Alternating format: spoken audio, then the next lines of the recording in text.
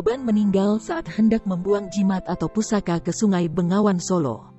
Ia dikabarkan terpeleset dan kejadian tersebut disaksikan sendiri oleh sang anak. Dilansir tribunjateng.com, Sagimin 58 tahun warga Dukuh Mentir, RT 008, Desa Bener, Pengrampal, Sragen dikabarkan meninggal dunia seusai terpeleset. Sang anak disebut menjadi saksi dalam insiden yang terjadi. Anak korban yakni Benih 30 tahun saat itu mengantar sang ayah untuk membuang jimat tersebut. Keterangan tersebut disampaikan oleh Kasubag Humas Polres Sragen AKP Suwarso. Minggu sore itu keduanya berniat membuat jimat, pusaka, milik korban ke sungai, atas permintaan korban, jelasnya.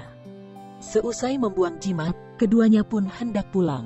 Namun, Sagimin malah kembali ke pinggir sungai. Saat hendak kembali, ia pun terpeleset hingga tak sadarkan diri. Melihat sang ayah jatuh, sang anak pun langsung meminta bantuan warga sekitar.